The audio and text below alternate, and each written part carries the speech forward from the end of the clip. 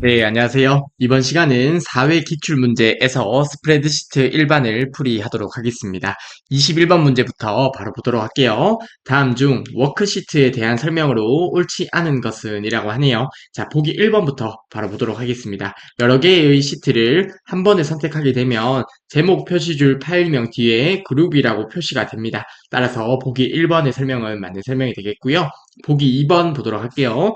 선택된 시트의 왼쪽에 새로운 시트를 삽입하려면 Shift F11을 누르게 되면 시트 삽입이 됩니다.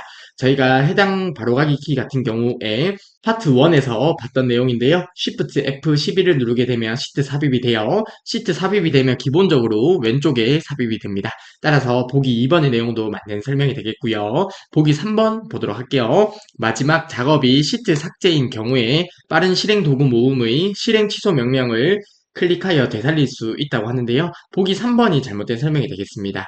시트 삭제인 경우에 실행 취소로 명령을 되돌릴 수 있지는 않고요. 해당 부분은 조금 이따 엑셀을 통해서 실습을 진행해 보도록 하겠습니다. 아무튼 시트 삭제의 경우에 실행 취소, 바로가기 키는 컨트롤 Z가 되겠다. 그쵸? 컨트롤 Z를 통해서 되살릴 수 없다는 내용 기억을 해주시면 좋을 것 같습니다. 21번의 정답은 3번이 되겠고요. 보기 4번 보도록 할게요. 동일한 통합 문서 내에서 시트를 복사하면 원래 시트 이름에 일련 번호 형식이 추가되어 시트 이름이 만들어진다고 하는데요. 해당 설명은 맞는 설명이 되겠고요. 즉 시트를 복사하게 되면 원래 시트 이름에 괄호를 하고 일련 번호 형식이 추가가 된다는 건데요. 해당 부분도 엑셀을 통해서 간단하게 확인을 해보도록 하겠습니다. 자, 21번의 정답은 3번이 되겠고요. 시트 삭제 작업의 경우에 실행 취소가 수행되지 않습니다. 실행 취소는 컨트롤 Z가 바로가기 키가 된다. 그쵸? 해당 작업은 실행 취소가 되지 않기 때문에 21번의 정답은 3번이 되겠고요. 21번의 몇 가지 보기만 엑셀을 통해서 간단하게 확인을 해보도록 하겠습니다. 네, 21번에서 몇 가지 보기만 저희가 엑셀을 통해서 확인을 해볼게요. 아래쪽에 보게 되면 여러 개의 시트가 있습니다. 그쵸? 해당 시트 중 여러 개의 시트를 한번 선택해 보겠습니다. 21번 시트가 선택되어 있는 상태에서 Shift 키 누르고 29번 시트를 클릭해 보겠습니다. 그러면 4개의 시트가 선택이 되었고요. 자, 제목 표시줄에 보게 되면 파일명 뒤에 그룹이 표시되어 있는 것을 확인할 수 있습니다. 그쵸? 따라서 보기 1번의 내용은 맞는 설명이 되겠습니다. 자, 해당 그룹을 해제해 볼게요. 오른쪽 버튼 누르고 시트 그룹 해제를 클릭하도록 하겠습니다. 그리고 나서 보기 4번 내용을 먼저 확인하려고 합니다. 자, 시트의 복사본을 만들어 볼게요. 해당 시트에서 오른쪽 버튼 누르고요. 이동 복사를 클릭하도록 하겠습니다. 말 그대로 시트를 이동하거나 복사를 할 수 있는데요. 자, 복사본 만들기를 클릭을 해주시고요. 21번 시트 앞에 복사본이 생성이 되겠다. 그쵸? 확인 버튼 눌러보도록 하겠습니다. 그러면 21번 시트 앞에 시트 이름과 함께 일련 번호가 이렇게 추가되어서 시트가 추가된 것을 확인할 수 있고요. 한 번 더 만들어 볼까요? 자, 해당 부분에 오른쪽 버튼 누르고 이동 복사를 클릭해 주시고요. 복사본 만들기 클릭한 상태에서 확인 버튼 눌러주도록 하겠습니다. 그러면 시트 이름에 일련 번호 형식이 추가되어서 시트가 복사되는 것을 확인할 수 있습니다. 그쵸? 자, 그리고 나서 저희가 복사한 시트는 삭제를 해보겠습니다. 자, 오른쪽 버튼 누르고요. 삭제를 눌러볼게요. 자, 시트가 삭제가 되었네요. 자, 시트 삭제된 것을 실행 취소를 통해서 되살릴 수 있는지 확인을 한번 해볼까요? 컨트롤 Z를 눌러볼게요.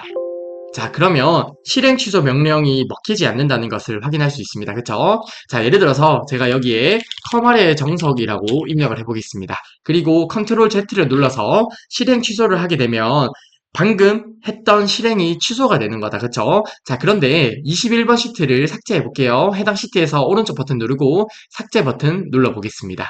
그리고 컨트롤 Z를 누르게 되면 실행 취소가 적용이 안 되는 것을 확인할 수 있어요. 따라서 보기 3번의 내용이 잘못된 보기란 것을 확인할 수 있겠습니다.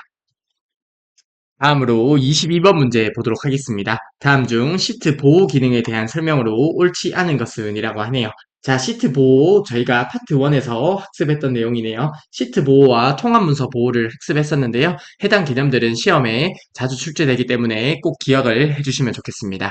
관련 개념을 간단하게 살펴보게 되면 시트 보호는 말 그대로 시트를 보호하는 것이 시트 보호예요. 즉 입력된 데이터나 차트 등을 변경할 수 없도록 보호하는 것이 시트 보호가 됩니다. 시트 보호는 셀 서식의 보호 탭에서 잠금 속성, 잠금 속성이 선택된 특정 시트만을 보호하는 것이 시트 보호가 되고요. 셀의 기본적인 설정은 잠금이 설정이 되어 있습니다. 잠금이 설정되어 있더라도 편집을 할 수 있는 것은 검토의 변경 내용에 시트 보호를 선택하면 효력이 발생하는데요. 시트 보호를 선택하지 않았기 때문에 셀의 기본 설정이 잠금이라고 하더라도 어떤 데이터를 편집할 수 있는 것이겠죠. 자, 다시 한번 정리하면 셀의 기본 속성은 잠금인데 시트 보호를 선택해야지 효력이 발생하게 됩니다. 그리고 시트 보호 시 암호 설정이 가능하고요. 시트 보호 시 지정한 범위에 대해서 사용자의 수정을 허용할 수 있겠습니다. 자, 해당 개념 아실 거라 생각을 하고요. 자, 22번 문제 바로 보도록 할게요. 보기 1번부터 보도록 하겠습니다. 새 워크시트의 모든 셀은 기본적으로 잠금 속성이 설정되어 있다고 하는데요. 보기 1번의 설명은 맞는 설명이다. 그쵸? 셀은 기본적으로 잠금 속성이 설정이 되어 있습니다. 해당 잠금 속성이 설정되어 있는 상태에서 시트 보호를 선택하면 해당 효력이 발생하는 것이죠. 자, 그리고 보기 2번입니다. 워크시트에 있는 셀을 보호하기 위해서는 먼저 셀의 잠금 속성을 해제해야 된다고 하는데요. 보기 2번이 잘못된 설명이 되겠네요. 셀의 속성은 잠금 속성이 설정되어 있는 상태에서 시트 보호를 선택해야지 효력이 발생하는 거죠. 자, 그런데 잠금 속성을 해제하게 되면 시트 보호를 선택하더라도 시트 보호가 적용이 안 되겠다. 그쵸? 따라서 보기 2번의 내용은 전혀 잘못된 보기가 되겠습니다. 자, 22번의 정답은 2번이 되겠고요. 다음으로 보기 3번입니다. 시트 보호를 설정하면 셀에 데이터를 입력하거나 수정하려고 할 때 경고 메시지가 나타나겠다. 그쵸? 시트 보호가 설정되어 있는 상태에서 어떤 데이터를 입력하거나 편집하려고 하면 당연히 경고 메시지가 나타날 거예요. 따라서 보기 3번의 설명은 맞는 설명이 되겠고요. 보기 4번입니다. 셀의 잠금 속성과 숨기 속성은 시트 보호하기 전까지는 아무런 효과를 나타내지 않는다. 그쵸? 아무런 효과를 나타내지 않고요. 검토의 변경 내용의 시트 보호를 선택해야지만 해당 효력들이 발생을 하는 거예요. 따라서 보기 4번의 내용도 맞는 설명이 되겠습니다. 자, 22번의 정답은 몇 번이 되겠어요? 2번이 된다. 그쵸? 잠금 속성이 선택된 시트에 대해서 시트 보호를 선택하면 시트 보호 효력이 발생합니다. 자, 그런데 보기 2번의 내용은 잠금 속성을 해제해야 된다고 하니까 전혀 잘못된 보기가 되겠습니다. 따라서 22번의 정답은 2번이 되겠습니다. 다음으로 23번 문제 보도록 하겠습니다. 자, 23번 문제 보기 전에 페이지 나누기 미리 보기만 간단하게 살펴볼게요. 저희가 파트 1에서 학습했던 내용인데요. 작성한 문서가 어떻게 페이지로 나뉘는지 한눈에 볼 수 있도록 하는 기능이 페이지 나누기 미리 보기가 됩니다. 페이지 구분선, 인쇄 영역, 페이지 번호 등이 표시가 되고요. 마우스를 드래그하여 페이지 구분선의 위치를 변경할 수 있습니다. 자동으로 삽입된 페이지 나누기 선은 타선으로 표시가 되고요. 수동으로 삽입된 페이지 나누기 선은 실선으로 표시가 됩니다. 자, 해당 부분 당연히 알고 계실 거라 생각을 합니다. 자, 23번 문제 보도록 할게요. 다음 중 페이지 나누기에 대한 설명으로 옳지 않은 것은 이라고 하네요. 페이지 나누기 미리 보기에서 행높이와 열너비를 변경하면 자동 페이지 나누기의 위치도 변경된다고 하는데요. 보기 1번은 맞는 설명이 된다. 그쵸? 보기 1번은 맞는 설명이 됩니다. 자, 예를 들어서 어떤 데이터가 입력이 되어 있는데요. 자, 이렇게 페이지가 나뉜다고 가정을 해볼게요. 1페이지라고 가정을 해보겠습니다. 자, 이때 해당 부분의 행높이를 높이게 되면, 즉 행높이를 1에서 예를 들어서 3으로 증가시키게 되면, 자, 기존에는 30행이 있었는데 행높이를 늘림에 따라서 한 28행만 표현이 되는 거예요. 이렇게 행높이와 열너비를 변경함에 따라서 자동 페이지 나누기의 위치도 변경이 됩니다. 따라서 보기 1번의 설명은 맞는 설명이 되겠고요. 보기 2번입니다. 페이지 나누기 미리 보기에서 수동으로 삽입된 페이지 나누기는 점선으로 표시가 된다고 하는데요. 해당 부분이 잘못된 설명이 되겠네요. 수동으로 삽입된 경우에 실선으로 표시가 되죠. 따라서 23번의 정답은 2번이 되겠습니다. 자, 다음으로 보기 3번입니다. 수동으로 삽입한 페이지 나누기를 제거하려면 페이지 나누기 선 아래에서 바로가기 메뉴라고 하면 해당 셀에서 오른쪽 버튼 눌렀을 때 나오는 메뉴가 바로가기 메뉴가 됩니다.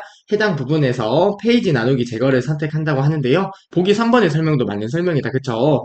자, 저희가 특정 셀을 기준으로 해서 해당 셀을 기준으로 위쪽과 그리고 왼쪽으로 해서 페이지 나누기 선이 삽입이 됩니다. 그쵸? 제거할 때도 똑같습니다. 자, 페이지 나누기를 제거하려고 하면 선 아래에서 페이지 나누기 제거를 누르게 되면 해당 부분이 제거가 되는 것이겠죠. 자, 아무튼 보기 3번의 설명은 맞는 설명이 됩니다.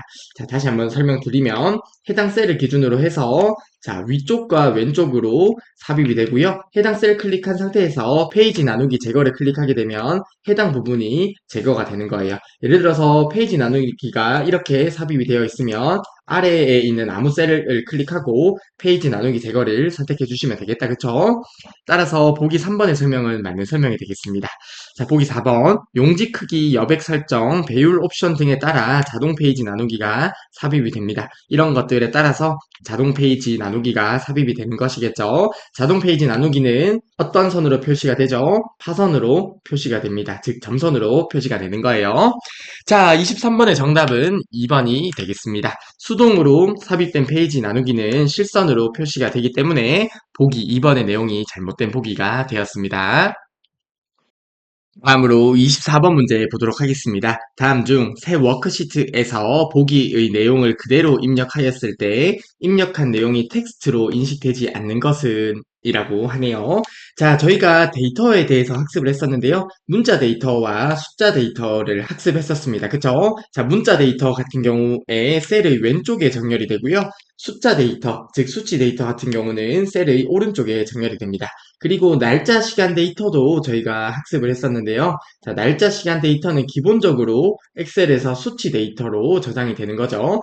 자, 날짜 데이터 같은 경우에는 1900년 1월 1일을 1년 번호 1로 시작해서 저장을 하게 되고요. 시간은 저희가 24시간이잖아요. 00시에서 24시까지를 1로 저장을 하는 거예요. 그래서 12시 같은 경우는 0.5로 엑셀 내부적으로 저장을 하게 되는 거고요. 아무튼 날짜나 시간 데이터는 수치 데이터로 저장을 하기 때문에 날짜나 시간 데이터도 오른쪽 정렬이 된다는 점도 함께 기억을 해주시면 좋겠습니다.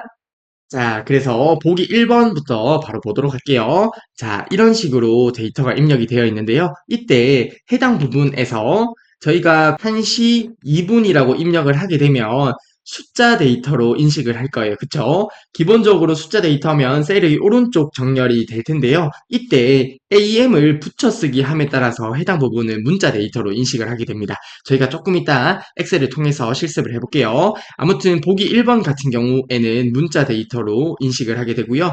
보기 2번을 보게 되면 0을 입력하고 한 칸 띄우고 그리고 4분의 1이라고 입력을 했는데요. 분수 입력하는 방식이다. 그쵸? 분수는 0을 입력하고 한 칸 띄운 다음에 입력을 하게 되면 분수 데이터로 인식을 하기 때문에 해당 부분은 숫자 데이터로 인식을 하는 거예요. 따라서 오른쪽 정렬이 된다는 점을 확인할 수 있을 텐데 조금 이따 엑셀을 통해서 확인을 해볼게요.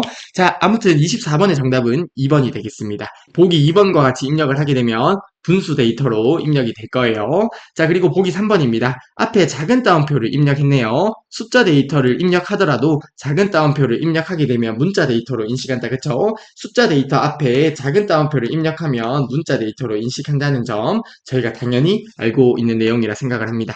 따라서 보기 3번의 내용은 문자 데이터로 인식을 할 거고요. 보기 4번입니다. 1월 30일과 같이 이렇게 텍스트로 입력을 하게 되면 해당 부분도 문자 데이터로 인식을 하게 됩니다. 저희가 파트 1에서 학습했던 내용인데 날짜를 입력하기 위해서는 하이픈으로 구분을 해도 되고요. 이렇게 1월 30일 하이픈으로 구분을 해도 되고 아니면 슬래시로 구분을 할 수도 있습니다. 그쵸? 자, 이렇게 입력을 하면 숫자 데이터로 인식을 하고 오른쪽 정렬이 될 텐데 보기 4번의 내용은 1월 30일과 같이 입력을 하면 문자 데이터로 인식을 하게 됩니다. 자, 따라서 24번의 정답은 2번이 되는데요. 각 보기들을 저희가 엑셀을 통해서 간단하게 입력을 한번 해보도록 하겠습니다. 자, 아무튼 24번의 정답은 2번이 되겠습니다. 0을 입력하고 한 칸 띄운 다음에 입력을 하면 분수를 표현하게 되고요. 해당 분수는 숫자이기 때문에 숫자 데이터가 됩니다. 따라서 24번의 정답은 2번이 되겠습니다. 네, 24번에 나온 보기를 저희가 엑셀에서 직접 입력을 한번 해보겠습니다. 시간 데이터를 입력할 때 콜론으로 구분을 하게 되는데, 자, 보기 1번처럼 이렇게 입력을 하게 되면 기본적으로 해당 데이터 같은 경우에는 숫자 데이터로 인식을 합니다. 즉, 시간 데이터는 엑셀 내부적으로 숫자 데이터로 인식을 하기 때문에 오른쪽 정렬이 되는데요. 위쪽에 있는 수식 입력줄에 보면 AM으로 표시가 돼요. 그래서 해당 시간 데이터와 띄어쓰기를 통해서 입력을 하게 되면 시간 데이터로 인식을 할 수 있습니다.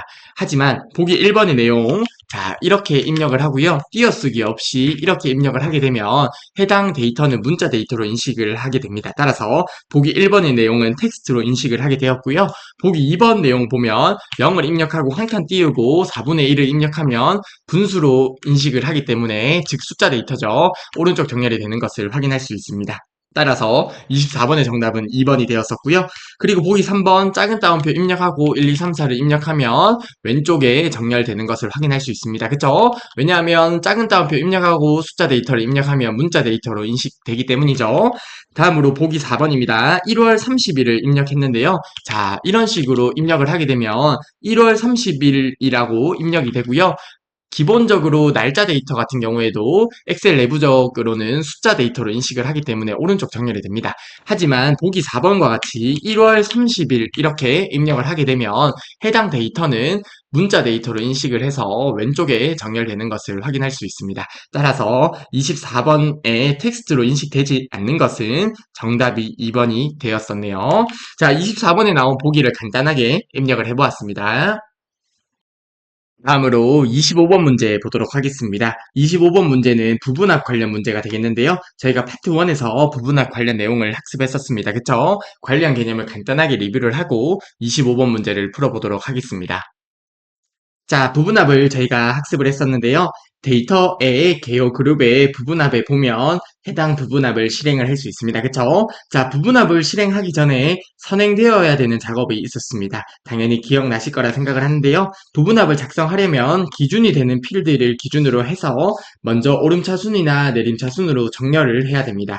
즉, 부분합을 수행하기 전에 선행되어야 되는 작업이 정렬이 수행이 되고 부분합을 실행해야지 올바른 결과가 나올 수 있습니다. 부분합을 실행하면 그룹 단위로 개요가 설정이 되고요. 개요 기호가 표시가 됩니다. 자, 아래쪽 그림을 보게 되면 기준이 되는 필드가 되네요. 자, 이름 필드를 기준으로 해서 합계를 구하려고 하네요. 어떤 필드? 만약 용돈 필드가 체크가 되어 있다고 하면 해당 용돈 필드에 대한 합계를 구하는 거죠. 자, 해당 부분 이해가 되시죠? 다시 한번 말씀드리면 이름 필드를 기준으로 용돈 필드의 합계를 구해라 이런 의미가 되겠습니다. 그리고 아래쪽에 있는 내용을 보게 되면 부분합 결과를 그룹 위에 표시할지 아래에 표시할지 여부를 선택할 수 있습니다. 데이터 아래에 요약 표시를 체크하면 아래에 표시가 되겠죠. 아주 쉬운 내용이라 생각을 하고요. 그리고 새로운 값으로 대치가 있는데요. 이게 체크가 되어 있으면 이전 부분합의 결과는 제거되고 새로운 부분합의 결과만 반영이 됩니다. 자, 예를 들어서 이름 필드를 기준으로 용돈 필드의 합계를 구했다고 가정을 해볼게요. 그리고 나서 해당 부분합이 있는 상태에서 성별 필드를 기준으로 용돈의 합계를 구하고 싶다고 가정을 해볼게요. 자, 그런데 새로운 값으로 대치가 체크되어 있는 상태라면 이전에 수행했던 부분합은 제거가 되고 새로운 부분합이 나타나는 거죠. 이렇게 설정하면 안 되겠죠? 기존 부분합은 살아있는 상태에서 새로운 부분합을 중첩시키기 위해서는 새로운 값으로 대치를 체크 해제하고 부분합을 수행해 주시면 되겠습니다. 자, 아무튼 해당 부분 파트 1에서 학습했던 내용이기 때문에 아실 거라 생각을 하고요. 바로 문제로 보도록 하겠습니다. 자, 25번 문제입니다. 다음 중 아래의 부분합 대화 상자에 대한 설명으로 옳지 않은 것은 이라고 하네요. 아래쪽에 나온 부분합 대화 상자를 보면 직급 필드를 기준으로 해서 급여의 합계를 구하려고 하네요. 자, 해당 부분 이해가 되시죠? 보기 1번부터 보도록 하겠습니다. 부분합 실행 전에 직급 항목으로 정렬이 되어 있어야지 올바른 결과를 얻을 수 있다고 하는데요. 보기 1번은 맞는 설명이 된다. 그쵸? 기준이 되는 필드, 즉 그룹화할 필드를 기준으로 해서 정렬이 먼저 수행이 되어야 됩니다. 정렬을 하고요. 그리고 나서 부분합을 실행해 주셔야지 올바른 결과가 나오게 됩니다. 그리고 보기 2번입니다. 부분합의 실행 결과는 직급별로 급여 항목에 대한 합계가 표시가 된다고 하는데요. 보기 2번의 설명도 맞는 설명이 된다. 그쵸? 자, 보기 2번의 설명은 맞는 설명입니다. 직급별로 해서 급여 필드의 합계를 구하는 거예요. 그리고 보기 3번입니다. 인쇄 시 직급별로 다른 페이지에 인쇄된다고 하는데요. 보기 3번도 맞는 설명이 돼요. 자, 해당 부분을 보게 되면 그룹 사이에 페이지 나누기라고 있다. 그쵸? 말 그대로 자, 직급이 뭐 대리가 있고요. 과장이 있고요. 뭐 차장이 있고 이렇게 나와 있다고 가정을 해볼게요. 자, 그룹 사이에 페이지 나누기가 체크가 되어 있다고 하면 말 그대로 해당 그룹 사이에 그룹이 끝나잖아요. 그리고 나서 페이지 나누기가 되는 거고요. 인쇄를 하게 되면 대리가 나온 페이지, 과장이 나온 페이지 이렇게 페이지가 나뉘어서 인쇄가 된다는 설명은 맞는 설명이 되겠습니다. 자, 보기 3번이 맞는 이유는 그룹 사이에서 페이지 나누기가 체크되어 있기 때문에 맞는 보기가 되겠고요. 따라서 25번의 정답은 4번이 되겠는데요. 어떤 부분이 잘못되었는지 보도록 하겠습니다. 계산 결과는 그룹별로 각 그룹 위쪽에 표시가 된다고 하는데요. 해당 대화 상자를 보면 데이터 아래에 요약 표시가 체크가 되어 있죠. 그래서 위쪽이라는 설명이 잘못된 설명이 되겠습니다. 따라서 25번의 정답은 4번이 되겠습니다. 데이터 아래에 요약 표시가 설정되어 있기 때문에 계산 결과는 각 그룹의 아래쪽에 표시가 된다는 설명이 맞는 설명이 되겠죠. 25번의 정답은 4번이 되겠습니다. 다음으로 26번 문제 보도록 하겠습니다. 26번 문제도 부분합 관련 문제가 나왔네요. 다음 중 부분합에 대한 설명으로 옳지 않은 것은 이라고 합니다. 자, 아래쪽에 있는 부분합 대화 상자를 보게 되면 지점명을 기준으로 해서 재고의 합계를 구해라는 의미가 되겠네요. 자, 보기 1번부터 바로 보도록 하겠습니다. 부분합을 실행하면 각 부분합에 대한 정보행을 표시하고 숨길 수 있도록 목록에 윤곽이 자동으로 설정된다고 하는데요. 맞습니다. 부분합을 설정하게 되면 윤곽, 즉 개요가 자동으로 설정된다고 했습니다. 따라서 보기 1번의 설명은 맞는 설명이 되겠습니다. 그리고 보기 2번입니다. 부분합은 한 번에 한 개의 함수만 계산할 수 있으므로 맞는 설명이 되고요. 해당 부분에 사용할 함수는 하나만 지정을 할 수 있습니다. 두 개 이상의 함수를 이용하려면 함수의 개수만큼 부분합을 중첩해서 삽입해야 된다는 설명은 맞는 설명이 됩니다. 즉, 지점별로 해서 재고의 합계와 평균을 동시에 계산할 수 없습니다. 따라서 사용하려고 하는 함수의 개수만큼 부분합을 수행해 주셔야 돼요. 따라서 보기 2번의 설명은 맞는 설명이 되겠고요. 보기 3번입니다. 새로운 값으로 대치를 선택하면 이전의 부분합 결과는 제거되고 새로운 부분합의 결과가 반영이 돼요. 맞죠? 보기 3번은 맞는 설명이 되고요. 만약에 해당 부분을 원하지 않는다고 하면 새로운 값으로 대치를 반드시 체크 해제를 하고 부분합을 수행해 주셔야 됩니다. 자, 그러면 26번의 정답은 4번이 되겠네요. 어떤 내용이 잘못되었는지 보도록 하겠습니다. 그룹화 항목으로 선택된 필드는 자동으로 오름차순 정렬하여 부분합이 계산된다고 하는데요. 해당 설명이 잘못되었네요. 자동으로 정렬이 되진 않습니다. 즉, 저희가 기준이 되는 필드를 기준으로 해서 정렬을 먼저 수행을 하고요. 그 다음에 부분합을 수행해 주어야 돼요. 따라서 보기 4번의 내용, 자동으로 정렬된다는 설명은 전혀 잘못된 설명이 되겠습니다. 따라서 26번의 정답은 4번이 되겠네요. 부분합을 작성하려면 기준이 되는 필드를 기준으로 해서 정렬을 먼저 수행을 해야 됩니다. 자동으로 정렬되는 것이 아니에요. 따라서 26번의 정답은 4번이 되겠습니다. 다음으로 27번 문제 보도록 하겠습니다. 다음 중 입력 데이터에 주어진 표시 형식으로 지정한 경우 그 결과가 옳지 않은 것은 이라고 하네요. 자, 보기 1번부터 바로 보도록 하겠습니다. 자, 원본 데이터가 7.5로 주어졌고요. 7.5로 주어졌는데 셀 서식을 샵.00으로 지정을 했습니다. 자, 아래쪽에 보게 되면 샵과 0은 숫자를 표현을 할 때 샵은 유효하지 않은 0은 표시를 하지 않고요. 0은 유효하지 않은 자리는 0으로 표시를 한다는 차이가 있었습니다. 그쵸? 자, 7.5는 그대로 오겠네요. 7.5는 그대로 오고요. 마지막에 있는 경우 0 같은 경우에는 유효하지 않은 자릿수도 0으로 표시를 합니다. 그쵸? 따라서 7.50으로 표시가 되겠네요. 결과 데이터가 잘 지정이 되어 있는 것을 확인할 수 있습니다. 따라서 보기 1번은 맞는 보기가 되겠습니다. 보기 2번 보도록 할게요.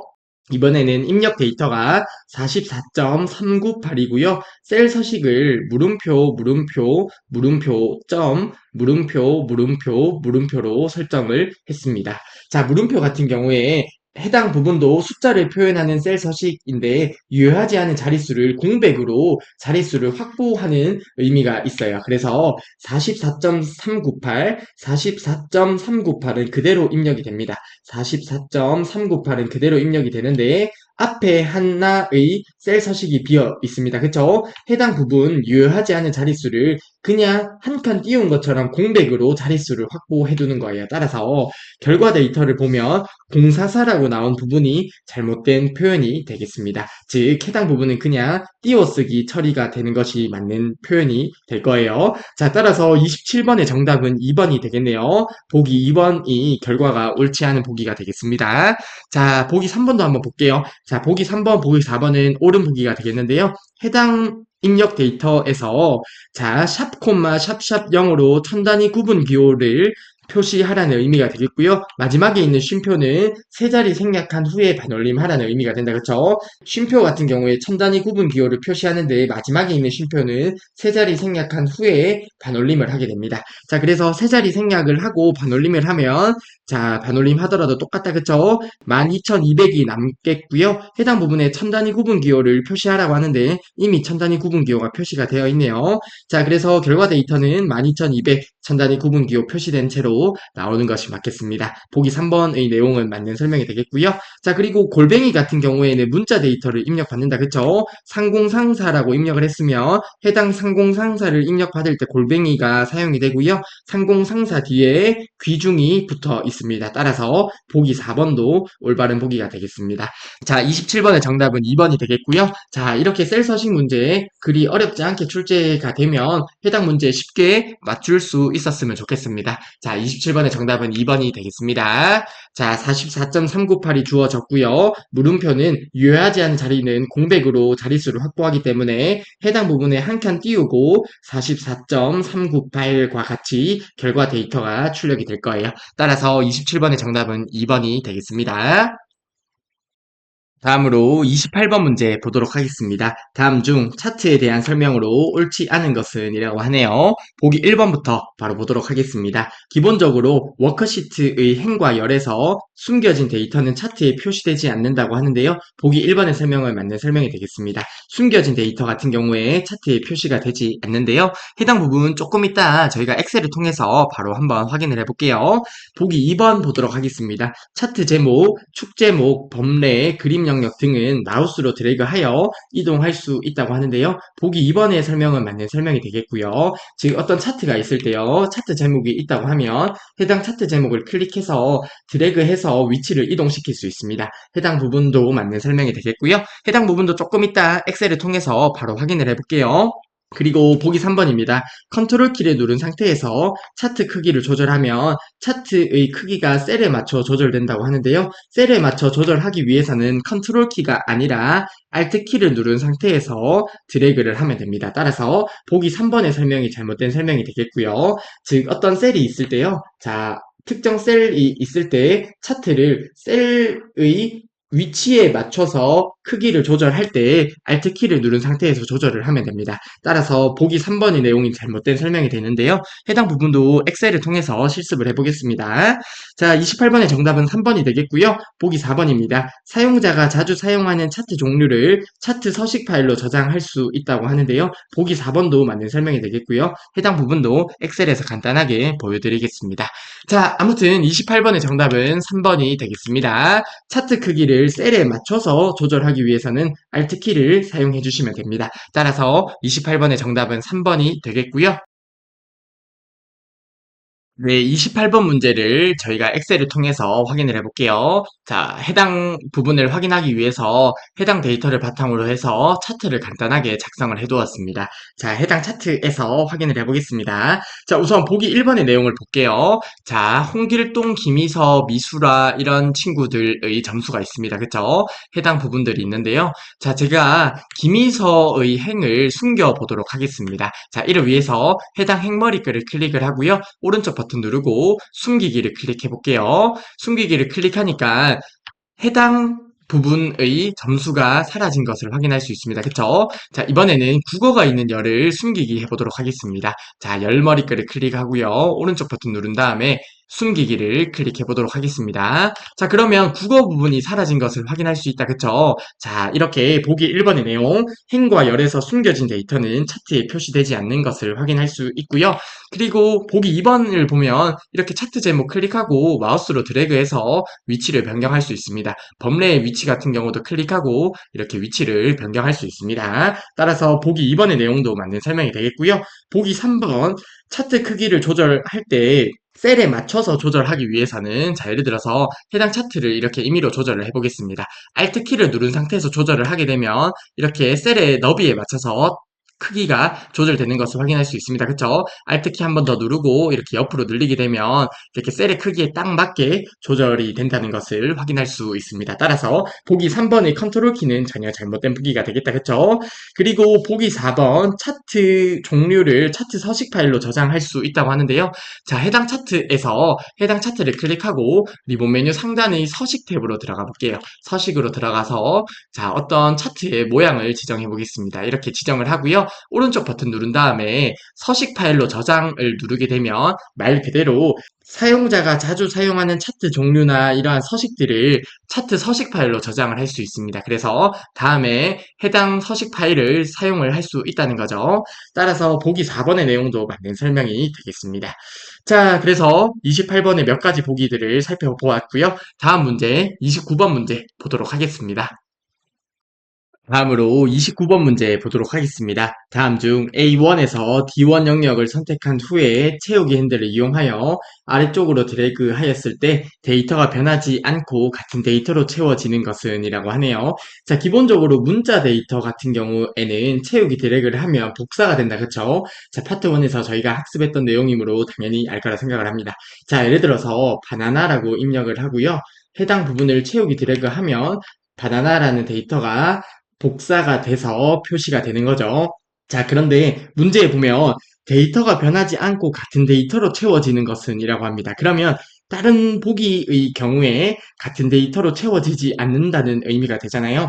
자, 해당 부분은 저희가 엑셀에서 사용자 지정 목록이라고 있습니다. 해당 부분에 보게 되면 자, 아래쪽 그림을 볼게요. 조금 이따 엑셀을 통해서 볼 거예요. 자, 예를 들어서 일요일, 월요일, 화요일, 수요일 이런 식으로 입력이 된 데이터가 있다고 가정해 볼게요. 예를 들어서 월요일이라고 입력된 데이터가 있으면 해당 데이터를 클릭하고 채우기 드래그를 하면 화요일, 수요일, 목요일 순으로 가는 거죠. 즉, 해당 목록에 있는 데이터 같은 경우에는 해당 목록의 규칙에 따라서 채우기 드래그가 된다는 의미가 됩니다. 자, 일, 월, 화, 수, 목, 금, 토도 동일합니다. 그래서 해당 보기에 보면 월 같은 경우 채우기 드래그를 하면 화, 수와 같은 식으로 출력이 되는 거죠. 해당 부분 이해가 되실 거라 생각을 합니다. 그리고 자축인묘 같은 경우에도 자가 입력되어 있으면 자축인묘 이런 식으로 가게 되고요. 갑을병정 같은 경우에도 갑이 입력되어 있으면 갑을병과 같은 형태로 출력이 되는 거예요. 가 같은 경우에는 어떤 사용자 지정 목록이 없으므로 가로 채우기 드래그가 되는 거예요. 따라서 29번의 정답은 1번이 되겠습니다. 자, 해당 부분 저희가 사용자 지정 목록을 엑셀을 통해서 직접 확인을 해보고 채우기 드래그도 한번 수행을 해보도록 하겠습니다. 자, 29번의 정답은 1번이 되겠고요. 자, 사용자 지정 목록에 의해서 갑을 병정, 월화수목, 자축인묘 순으로 데이터가 채워지게 되고요. 가 같은 경우에는 가라는 데이터가 그대로 반복해서 출력이 됩니다. 따라서 29번의 정답은 1번이 되겠습니다. 네, 29번 문제를 엑셀을 통해서 확인을 해보도록 하겠습니다. 자, 우선은 사용자 지정 목록을 확인하려고 합니다. 자, 이를 위해서 리본 메뉴 상단의 파일 탭을 클릭하도록 하겠습니다. 파일 탭에서 옵션으로 들어갈게요.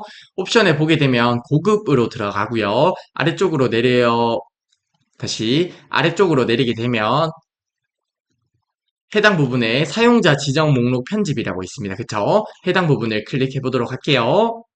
자, 해당 부분을 클릭하게 되면 앞서 PPT 자료에서 봤던 화면이 나타나는데요. 자, 자축인묘 진사오미 신유라고 나온다. 그쵸? 그러면 해당 목록의 규칙에 따라서 채우기 드래그가 된다는 의미가 됩니다. 일, 월, 화, 수, 목, 금, 토 같은 경우에도 해당 목록의 규칙에 따라서 채우기 드래그가 되게 됩니다.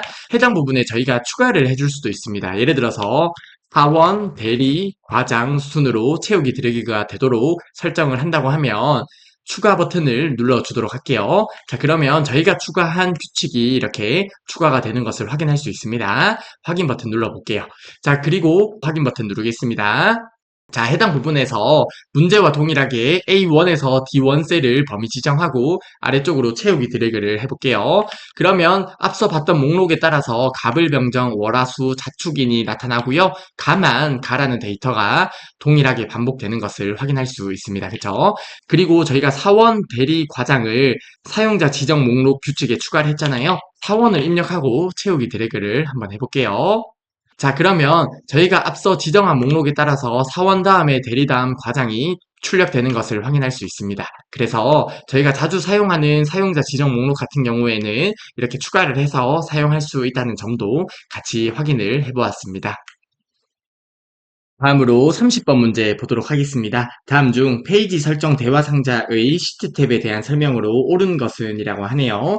자, 아래쪽에 페이지 설정 대화 상자에서 시트 탭 화면을 캡처해 두었습니다. 해당 화면을 바탕으로 해서 30번 문제를 풀어볼게요. 자, 메모는 셀에 설정된 메모의 인쇄 여부를 설정하는 것이 맞는 설명이 된다. 그쵸? 없음과 시트에 표시된 대로 중 하나를 선택하여 인쇄할 수 있다고 하는데요. 아래쪽에 보면 메모는 없음과 시트 끝, 시트에 표시된 대로를 설정할 수 있습니다. 따라서 시트 끝 내용이 빠졌으므로 보기 1번은 잘못된 설명이 되겠습니다. 자, 저희가 페이지 설정에서 각 탭에서 설정할 수 있는 항목들은 파트 1에서 학습을 했었습니다. 그쵸? 페이지 설정 대화 상자에서 할 수 있는 내용은 시험에 자주 출제되기 때문에 해당 개념은 꼭 기억을 해두시면 좋겠습니다. 자, 아무튼 보기 1번의 내용은 잘못된 설명이 되겠고요. 보기 2번입니다. 워크시트의 셀 구분선을 그대로 인쇄하려면 눈금선에 체크하여 표시하면 된다고 하는데요. 보기 2번 설명이 맞는 설명이 된다. 그쵸? 해당 부분에 눈금선을 체크하게 되면 엑셀 워크시트에서 이렇게 각 테두리들 있잖아요. 셀의 테두리들. 해당 셀의 테두리를 인쇄하기 위해서 눈금선을 체크하면 됩니다. 따라서 보기 2번의 설명, 셀 구분선을 그대로 인쇄하려면 눈금선을 체크하면 된다는 설명은 맞는 보기가 되겠고요. 따라서 30번의 정답은 2번이 되겠습니다. 보기 3번입니다. 간단하게 인쇄를 체크하면 간단하게 인쇄라는 것이 모든 그래픽 요소를 제외하고 텍스트만 인쇄할 때 간단하게 인쇄를 체크하면 된다. 그쵸? 자, 간단하게 인쇄 해당 부분에 있습니다.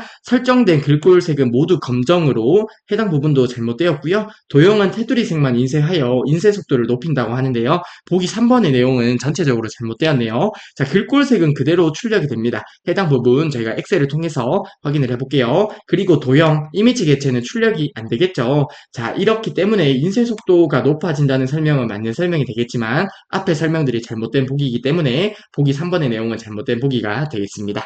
보기 4번입니다. 인쇄 영역의 범위를 지정하면 특정 부분만 당연히 인쇄를 할 수 있겠죠. 자, 해당 워크시트에서 해당 부분만 당연히 인쇄를 할 수 있을 건데요. 지정한 범위에서 숨겨진 행이나 열도 인쇄가 된다고 하는데요. 해당 보기는 잘못된 보기가 됩니다. 즉, 숨겨진 행이나 열은 인쇄가 되지 않기 때문에 보기 4번의 내용도 잘못된 설명이 되겠고요. 따라서 30번의 정답은 2번이 되겠습니다. 시트 탭에서 눈금선을 체크하게 되면 셀의 테두리를 인쇄하게 됩니다. 따라서 보기 2번의 설명은 맞는 설명이 되었습니다. 자, 30번 문제에서 몇 가지 보기만 엑셀을 통해서 확인을 해보도록 하겠습니다. 네, 30번 문제에서 간단하게 엑셀을 통해서 확인을 해볼게요. 자, 30번 실습을 위해서 특정 자료를 준비해 보았는데요. 해당 데이터에는 채우기 색이 설정이 되어 있고요. 해당 부분에는 글꼴 색이 설정이 되어 있네요. 그리고 도형 개체가 있고요. 이미지 개체도 있습니다. 그쵸? 해당 부분에서 저희가 하나씩 한번 확인을 해보겠습니다. 자, 우선은 페이지 설정 대화 상자로 들어가도록 하겠습니다. 리본 메뉴 상단의 페이지 레이아웃을 클릭해서요. 자, 페이지 설정 대화 상자를 들어가 볼게요.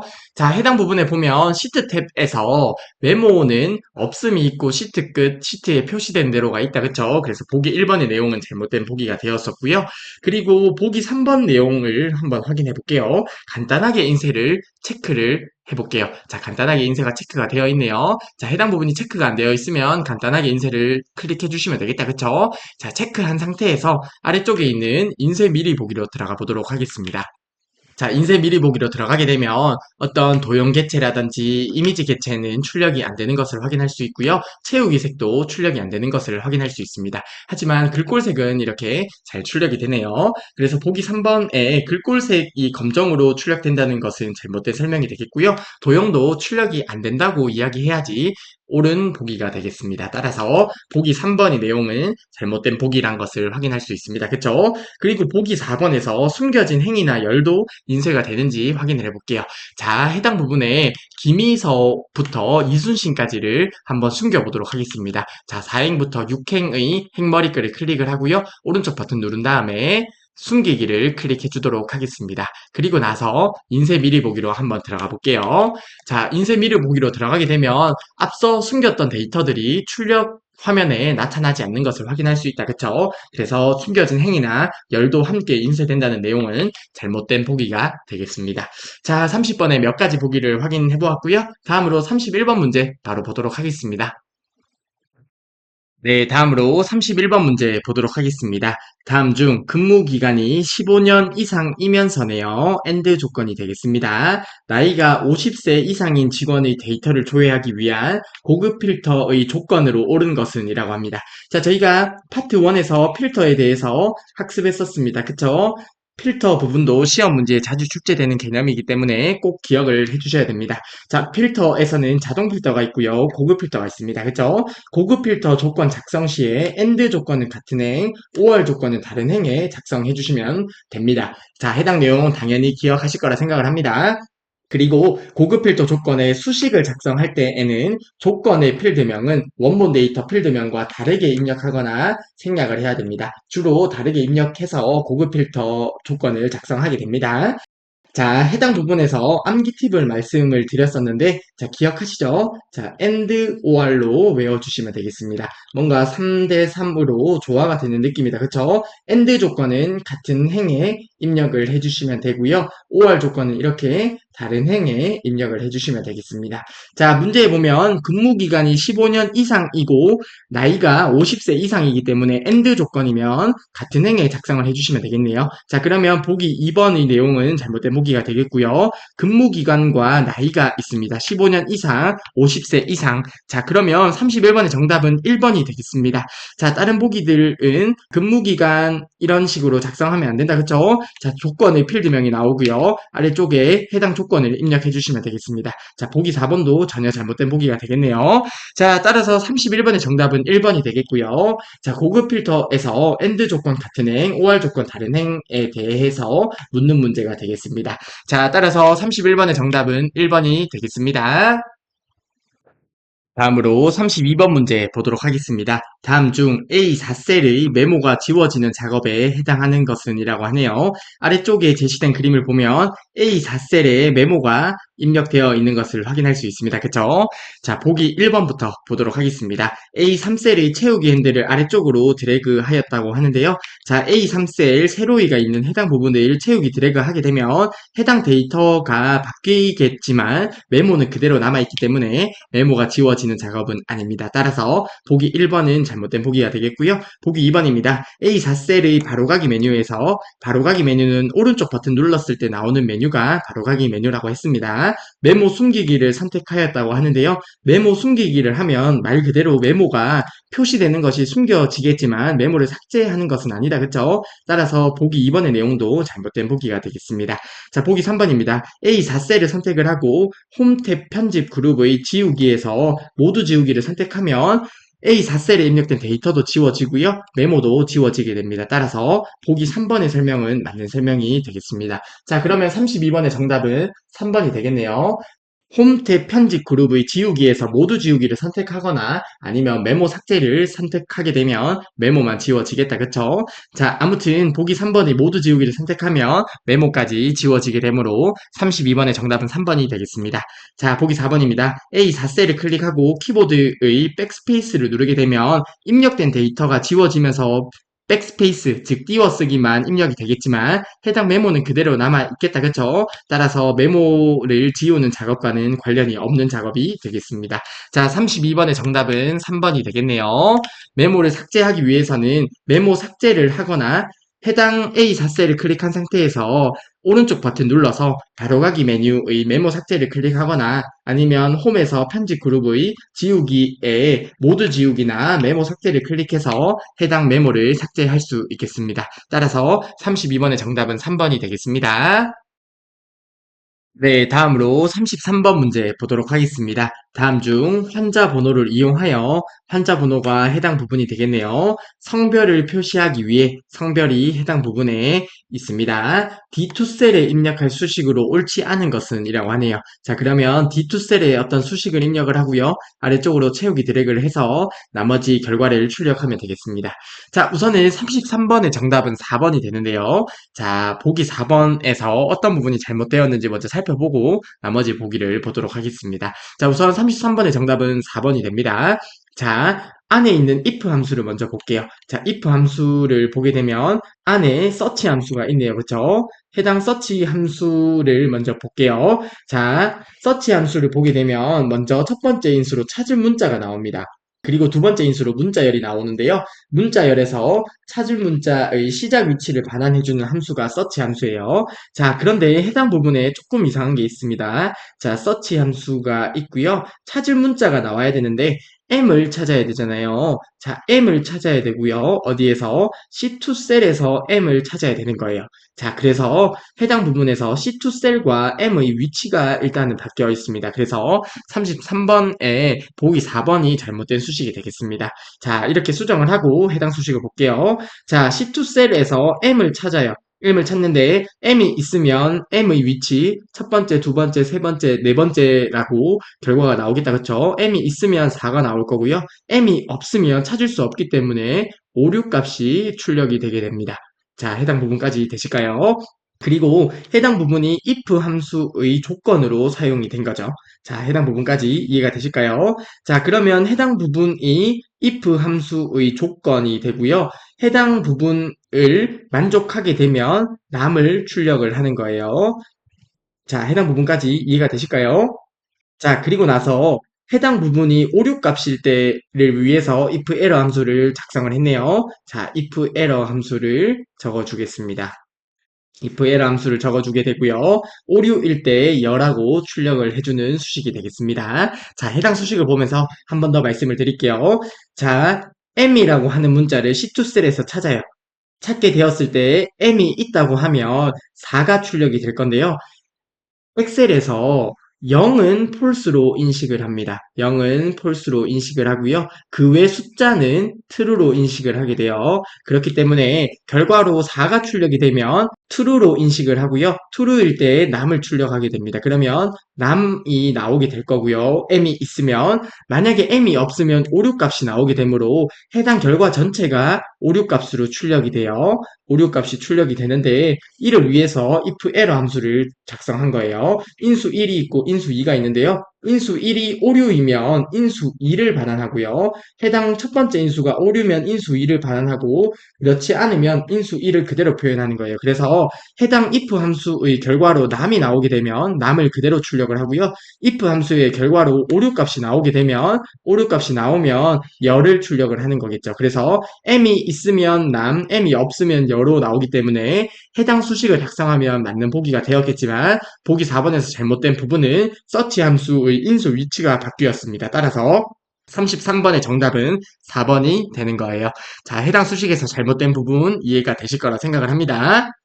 그리고 나머지 보기도 한번 보도록 할게요. 보기 1번부터 보도록 하겠습니다. 자, if 함수가 있고요. 조건이 해당 부분이 되고요. 참일 때, 거짓일 때라고 보시면 되겠는데요. C2셀에서 네 번째에 하나의 문자를 추출했을 때, 자, 첫 번째, 두 번째, 세 번째, 네 번째가 해당 부분이 되겠다. 그렇죠? 해당 부분이 m과 같으면 남을 출력하고요. 해당 조건에 만족하지 않으면 열을 출력하기 때문에 보기 1번은 올바른 수식이 되겠습니다. 그리고 보기 2번 한번 볼까요? 인덱스 함수가 나오네요. 자, 인덱스 함수의 첫 번째 인수로 범위가 나오고요. 두 번째 행번호, 세 번째 열번호가 위치하는데요. 해당 범위에서 행번호와 열번호에 위치한 데이터를 반환하는 함수가 인덱스 함수가 됩니다. 그러면 첫 번째 인수, 해당 부분이 범위에 해당하겠습니다. 그쵸? A8에서 B9네요. 해당 부분이 인덱스 함수의 범위로 사용이 된 거예요. 자, 해당 부분 되시겠죠? 그리고 매치 함수에 의해서 행 번호가 주어진 것 같고요. 열 번호는 2로 주어져 있네요. 자, 첫 번째, 두 번째 열이기 때문에 성별에서 값을 잘 가지고 올 거고요. 매치 함수를 보게 되면 C2셀 에서 네 번째의 하나를 추출하는 거예요. 자, 네 번째에서 하나를 추출하면 M 또는 F가 나올 텐데요. 그리고 나서 매치 함수는 상대 위치를 구해주는 함수다. 그쵸? 첫 번째 인수로 찾을 값이 나오고요. 범위가 있을 때 찾을 값이 존재하는 상대 위치를 구해줍니다. 즉, 해당 범위에서 찾을 값이 존재하는 상대 위치를 출력해주는 것이 매치 함수가 되죠. 자, 미드 함수에 의해서 찾을 값을 지정을 했고요. 그리고 매치 함수의 범위는 A8에서 A9셀 해당 부분이 되겠습니다. 해당 부분에서 M과 F의 상대 위치를 구해주겠다. 그쵸? M이면 상대 위치가 1이라고 출력이 될 거고요. F면 상대 위치가 2로 출력이 되겠네요. 자, 그러면 해당 부분이 M이면 첫 번째 행에서 남을 가지고 올 거고요. 해당 부분의 행 번호가 2라면 열을 가지고 오겠다. 그쵸? 자, 그래서 보기 2번도 올바른 결과가 출력이 되겠습니다. 자, 보기 2번 이해가 되실 거라 생각을 하는데요. 자, 우선 필기한 거를 지우고 보기 2번 간단하게만 한 번 더 말씀드리고 보기 3번 보도록 하겠습니다. 자, 필기한 것 우선 좀 지울게요. 자, 보기 2번 다시 보게 되면 인덱스 함수가 있고요. 그리고 첫 번째 인수로 범위가 나옵니다. 자, 범위는 해당 범위로 사용을 했고요. 그리고 행 번호가 나오게 되고요. 열 번호가 나오게 됩니다. 열 번호는 인덱스 함수의 범위에서 두 번째 열에서 가지고 올 거기 때문에 해당 열 번호는 2로 지정을 했습니다. 그쵸? 그리고 행 번호를 보게 되면 매치 함수로 행 번호를 지정을 했습니다. 자, 매치 함수로 행 번호를 지정했는데 매치 함수는 상대 위치를 구해줘요. 자, 매치 함수의 첫 번째 인수 찾을 값을 환자 번호가 있는 해당 부분을 가지고 오는 거죠. 이를 위해서 미드 함수를 통해서 C2셀에서 네 번째에 있는 문자를 하나 가지고 오고요. 그리고 매치 함수에서 사용할 범위가 해당 범위가 되겠습니다. 해당 범위를 A8에서 A9까지 범위 지정을 했고요. 그러면 해당 범위에서 찾을 값이 존재하는 상대 위치를 가지고 오는 거죠. 이때 M이면 상대 위치가 1로 출력이 될 거고요. F면 상대 위치가 2로 출력이 되겠네요.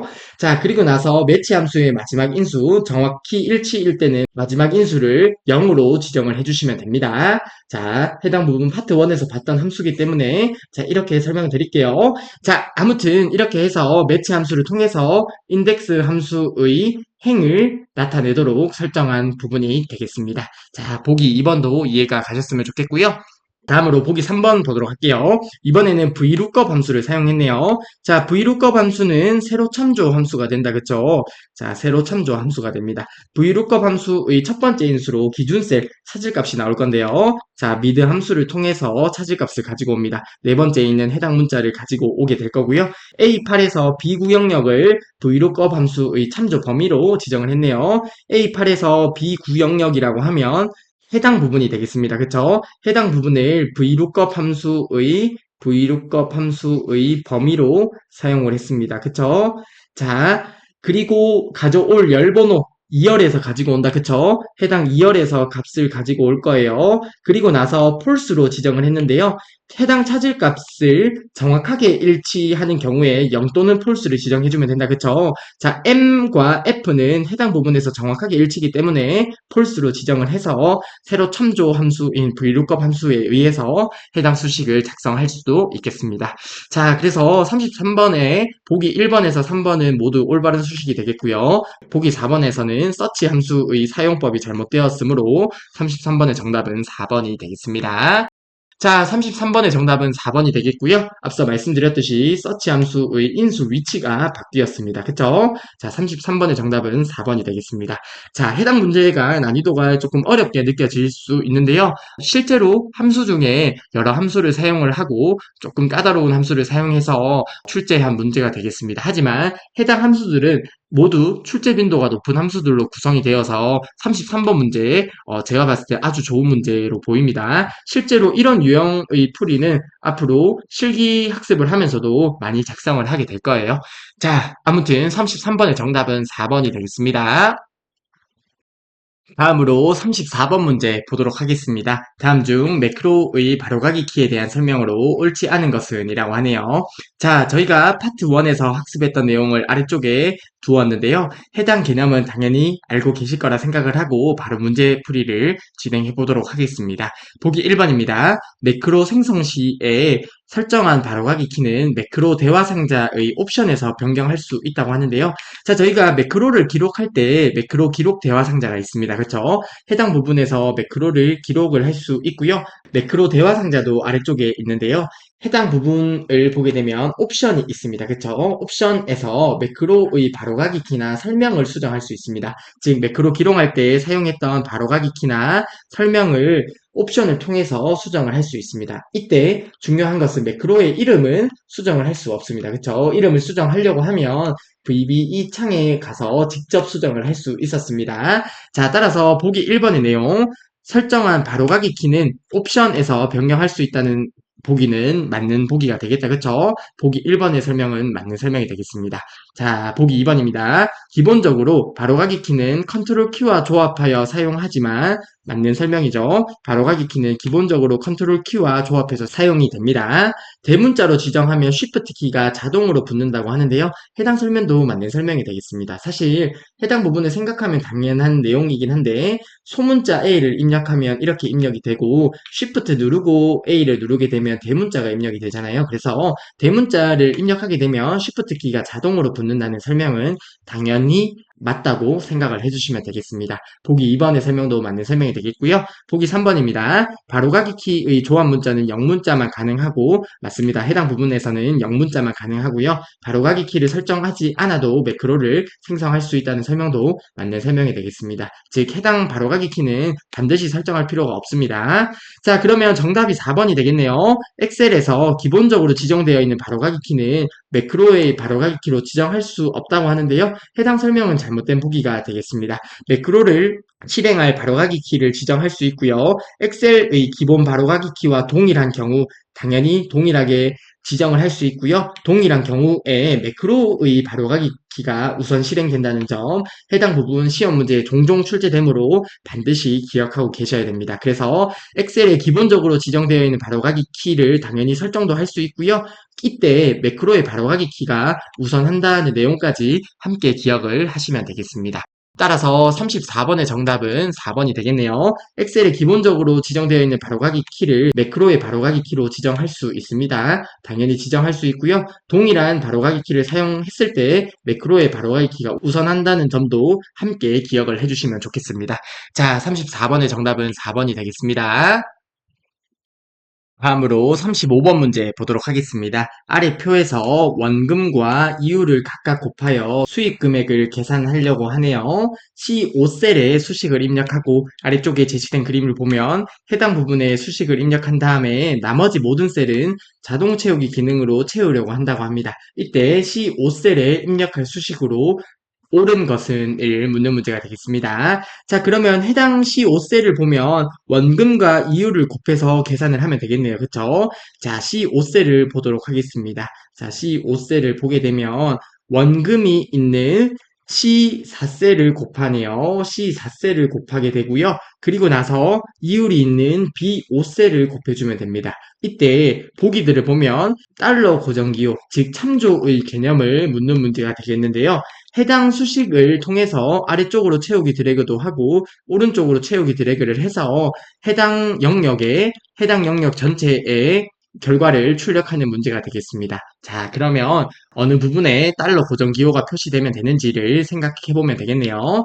자, 우선은 C4셀을 생각해 볼게요. 자, 해당 부분에서 채우기 드래그를 행방향으로 함에 따라서 해당 부분의 참조가 바뀌면 안 되겠다. 그쵸? 즉, 해당 부분에서 채우기 드래그를 아래쪽으로 함에 따라서 해당 부분의 행은 바뀌면 안 되잖아요. 그래서 C4셀 앞에 달러 고정기호를 표시해 주시면 되겠고요.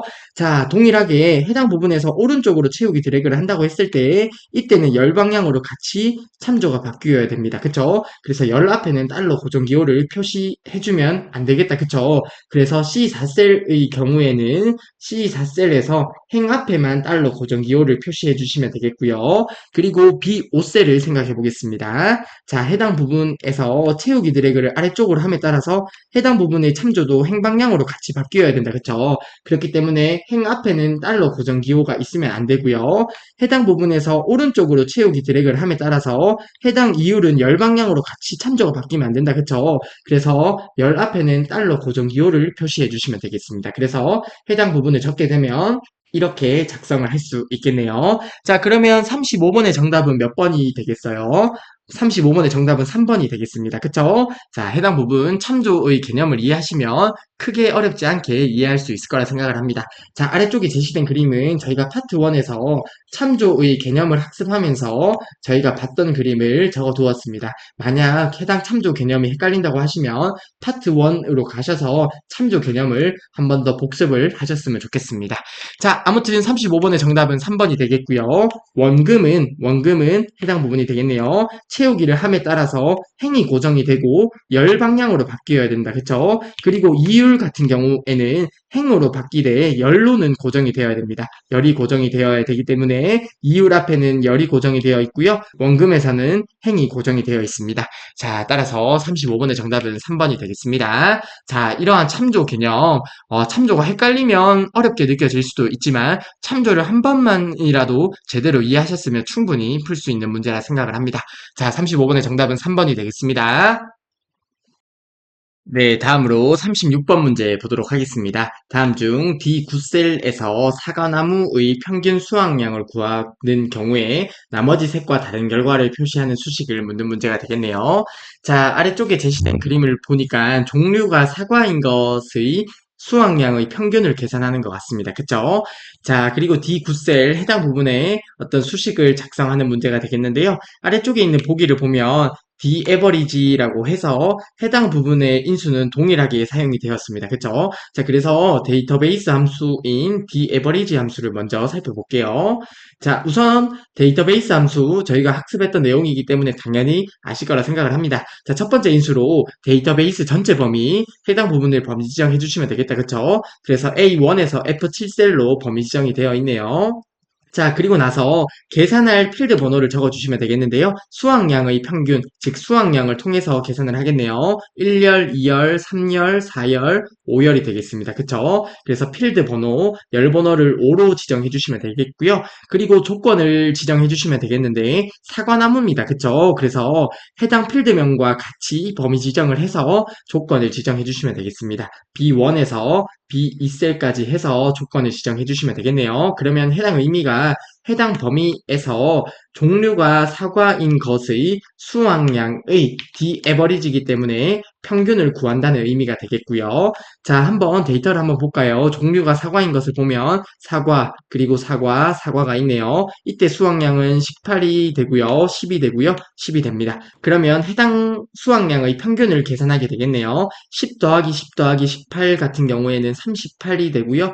3으로 나누게 되면 12가 되고 36이 되고 20이 되고 그리고 6.18 그리고 20 계속 20이 나오겠네요. 그러면 결과로 12.666 이런 식으로 해서 가는 결과가 나온다는 것을 알 수 있겠습니다. 자, 그런데 문제에 보면 나머지 색과 결과를 다르게 표시하는 수식을 찾는 문제가 되겠습니다. 자, 36번 문제에 보기들을 보게 되면 int 함수, trunk, 라운드 함수, 라운드 다운 함수가 있네요. 자, 왠지 정답은 3번이 될 것 같은데요. 왜냐하면 다른 함수들은 내림하는 함수고요. 라운드 함수는 반올림하는 함수이기 때문에 라운드 함수가 정답이 될 것 같습니다. 자, 실제 시험이면 이렇게 보고 3번을 체크하고 넘어가셔도 되겠지만 문제풀이 과정이므로 하나씩 보도록 하겠습니다. 자, 보기 1번부터 보게 되면 int 함수가 있네요. int는 인수보다 크지 않은 정수를 구해주는 함수가 int 함수입니다. 그러면 int 함수가 있고요. 12.666 이런 식으로 간다고 했을 때 해당 인수보다 크지 않은 정수기 때문에 결과로 12가 출력이 되겠네요. 그쵸? 자, 그리고 보기 2번 트렁크 함수가 나오네요. 자, 트렁크 함수 지난 기출문제에서 봤던 것 같은데요. 숫자를 지정한 자릿수 아래는 버려주는 함수가 트렁크 함수고요. 주로 해당 인수를 생략을 합니다. 그러면 기본값은 0이기 때문에 0 아래, 그러니까 12.666 이렇게 있으면 소수 첫째 자리, 둘째 자리, 셋째 자리, 0번째, 마이너스 3번째인데 인수 k를 생략하게 되면 0이 디폴트 값이므로 0 아래 해당 부분은 그냥 날려주는 거죠. 그렇기 때문에 소수점 아래를 출력하지 않게 돼요. 이럴 때 트렁크 함수를 주로 사용을 합니다. 자, 트렁크 함수를 적어주고요. 12.666 이렇게 가는데 뒤에 인수를 생략을 했습니다. 그러면 디폴트 값으로 0이 입력이 되는 거고요. 해당 부분이 0번째인데 0번째 아래는 모두 날려주는 거기 때문에 결과로 12가 출력이 되는 거예요. 자, 그러면 보기 3번 아니면 4번이 정답일 텐데 보기 4번부터 보게 되면 라운드 다운 함수네요. 그리고 12.666 이렇게 갈 거고요. 두 번째 인수로 0이 지정이 되어 있습니다. 그러면 해당 0번째 자리까지 출력을 할 텐데 아래쪽은 모두 내려주는 함수겠네요. 그쵸? 라운드 다운 함수가 지정한 자릿수로 내림을 하는 함수잖아요. 그래서 결과로 12가 출력이 될 거고요. 자, 그러면 정답은 3번이 되겠는데요. 라운드 함수를 보게 되면 12.666 이렇게 가고 인수로 0이 지정이 되어 있습니다. 자, 그러면 해당 부분까지 결과를 출력해 줄 건데 해당 부분에서 반올림을 하는 거죠. 6은 올림이 되겠네요. 그러면 결과로 13이 출력이 될 거고요. 따라서 결과가 다른 것은 보기 3번이 되겠습니다. 따라서 36번의 정답은 3번이 되겠습니다. 자, 이런 문제도 실제 시험에 나오면 수식은 복잡해 보이지만 생각보다 그리 어렵지 않게 풀이할 수 있었으면 좋겠습니다. 자, 아무튼 36번의 정답은 3번이 되겠습니다. 다음으로 37번 문제 보도록 하겠습니다. 다음 중 아래 그림과 같이 목표값 찾기를 설정했을 때 이에 대한 의미를 묻는 문제가 되겠네요. 자, 목표값 찾기 저희가 파트 1에서 학습을 했었습니다. 그쵸? 수식에서 결과값은 알고 있지만 결과값을 계산하기 위한 입력값을 모를 경우에 사용하는 것이 목표값 찾기가 됩니다. 자, 예를 들어서 국어 더하기 수학 더하기 영어 점수가 있을 때 이때 총점이 200이라고 가정을 해볼게요. 자, 이때 총점이 220점이 되기 위해서 수학 점수는 몇 점이 되어야 되는가와 같은 문제를 풀 때 목표값 찾기를 합니다. 자, 아래쪽에 제시된 그림을 보면 판매량이 있고요. 가격이 있고요. 판매 수익은 판매량 곱하기 가격으로 수식 계산이 되어 있습니다. 이때 판매 수익이 10만이 되기 위해서 자, 해당 부분이 되겠죠. 10만이 되기 위해서 판매량은 얼마가 되어야 되는가와 같은 문제를 풀기 위해서 목표값 찾기를 수행하게 됩니다. 그러면 수식셀은 해당 부분을 수식셀로 지정을 하는 게 되겠고요. 찾는 셀은 저희가 10만이 되기 위해서죠. 그래서 10만이라고 입력을 해주고요. 값을 바꿀 셀은 판매량이 얼마가 되어야 되는 거죠. 그래서 해당 판매량을 값을 바꿀 셀로 지정하면 되는 것이 목표값 찾기입니다. 자, 목표값 찾기 그리 어려운 게 없다고 생각을 하고요. 자, 그러면 37번의 정답은 몇 번이 되겠어요? 37번의 정답은 1번이 되겠다. 그쵸? 목표값 찾기 대화 상대를 보겠습니다. 이 4셀이 수식셀이네요. 이 4셀은 평균이네요. 그쵸? 평균이 40이 되려면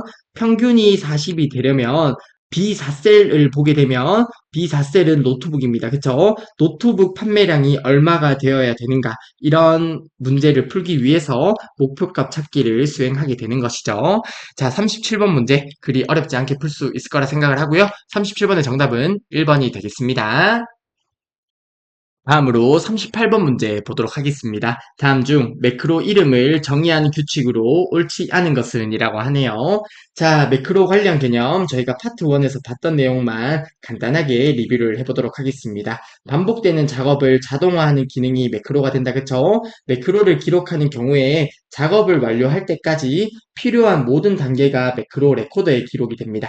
단, 리본 메뉴에서의 탐색은 기록이 되지 않죠. 그리고 기본적으로 매크로 1, 매크로 2와 같이 자동으로 이름이 부여되지만 당연히 사용자가 직접 지정할 수 있고요. 매크로 이름에 공백이나 이러한 특수 문자들은 사용을 할 수가 없습니다. 그리고 첫 글자는 반드시 문자로 시작을 해야 돼요. 즉 매크로 이름을 시작할 때 이 커말과 같은 식으로 매크로 이름을 지정할 수는 없는 것이겠죠. 자, 38번 문제 바로 보기 1번부터 보도록 하겠습니다. 자, 물음표나 슬래시 이러한 특수 문자들은 매크로 이름에 사용할 수 없다. 그쵸? 보기 1번의 설명은 맞는 설명이 되겠고요. 보기 2번입니다. 기존의 매크로 이름과 동일한 이름을 사용하면 기존의 매크로를 새로 기록하려는 매크로로 바꿀 것인지를 선택할 수 있다고 하는데요. 이러한 창이 나타나게 됩니다. 저희가 조금 이따 엑셀을 통해서 간단하게 확인을 한번 해볼게요. 자, 보기 2번을 맞는 설명이 됩니다. 즉, 예를 들어서 커말이라고 하는 매크로를 저희가 만들었다고 가정을 하고요. 다음 매크로를 커말이라고 매크로 이름을 지정해서 사용하려고 하면 기존의 매크로를 바꿀 건지 선택할 수 있는 창이 나타나게 됩니다. 자, 보기 2번에 맞는 설명이 되겠고요. 보기 3번입니다. 매크로 이름의 첫 글자는 반드시 문자로 지정해야 되죠. 보기 3번의 내용도 맞는 설명이 되겠고요. 따라서 38번의 정답은 4번이 되겠네요. 매크로 이름에 사용되는 영문자는 대소문자를 구분한다고 하는데요. 보기 4번이 잘못된 내용이고요. 매크로 이름은 대소문자를 구분하지 않습니다. 즉 AAA로 지정을 하고요. AAA로 지정을 하게 되면 두 개의 매크로 이름은 동일하게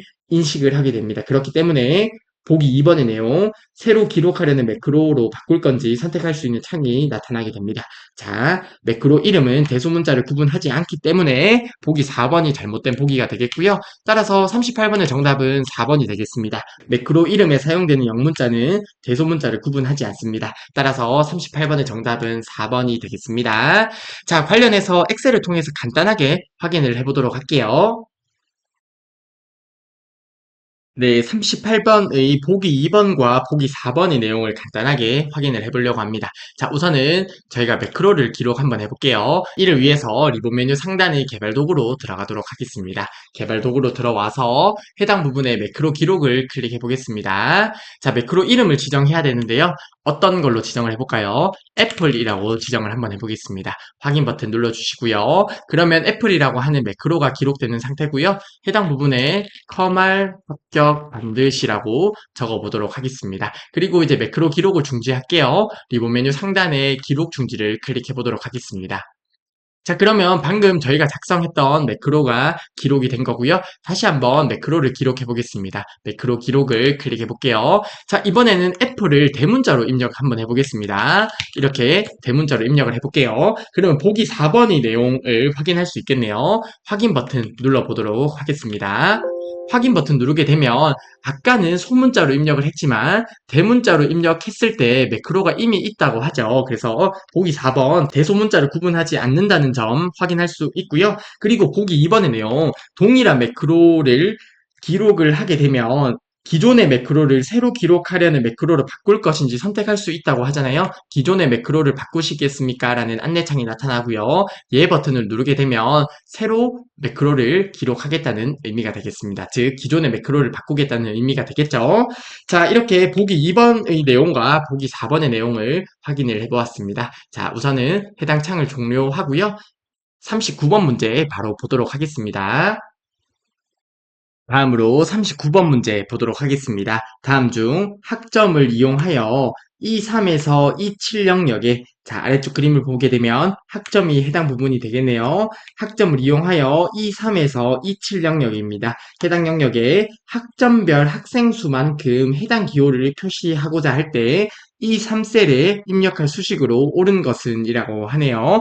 자, 39번 문제 그리 어렵지 않아 보입니다. 자, 39번의 정답은 3번이 되는데요. 자, 한번 수식을 같이 보도록 할게요. 자, 우선은 학점별로 학생 수를 먼저 구해 보겠습니다. 학점별 학생 수를 구하기 위해서 count if 함수를 사용할 거예요. 자, count if 함수를 보면 첫 번째 인수로 범위가 나오고요. 두 번째 인수는 조건이 나옵니다. 조건에 맞는 셀의 개수를 구해주는 함수가 count if 함수가 된다. 그렇죠? 자, count if 함수를 적어 볼게요. 자, 그리고 나서 범위가 나올 건데요. 자, 학점이 있는 해당 범위를 범위 지정해 주시면 되겠네요. B3에서 B10 영역이 되고요. 자, 해당 부분은 아래쪽으로 채우기 드래그를 함에 따라서 고정되어야 되는 범위이기 때문에 F4키로 고정을 해서 적어주도록 하겠습니다. B3에서 B10셀까지 해서 범위를 지정을 하고요. 그리고 조건은 해당 부분이 조건이 되겠습니다. 그쵸? D3셀이 조건이 되겠네요. D3셀을 조건으로 지정해 주시면 되겠습니다. 해당 부분은 채우기 드래그를 아래쪽으로 함에 따라서 참조가 같이 바뀌어야 되기 때문에 따로 고정은 안 해서 표시를 해 주었습니다. 자, 그러면 해당 수식을 보게 되면 학점에 따른 학생 수를 구해주게 될 거고요.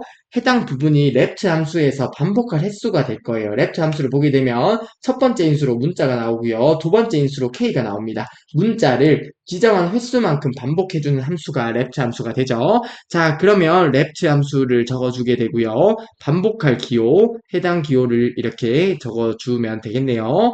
그리고 저희가 방금 작성했던 count if 함수가 해당 기호를 반복할 횟수가 되겠습니다. 그쵸? 자, 그래서 39번의 정답은 3번이 되겠습니다. 자, 보기 2번과 보기 4번은 랩트 함수의 인수 위치가 전혀 잘못되었고요. 보기 1번은 랩트 함수의 인수 위치는 잘 된 것 같은데 보기 1번에서 보면 count if 함수의 인수 순서가 잘못 바뀌었네요. 그쵸? 해당 범위가 먼저 나와야 됩니다. 따라서 39번의 정답은 3번이 되겠습니다.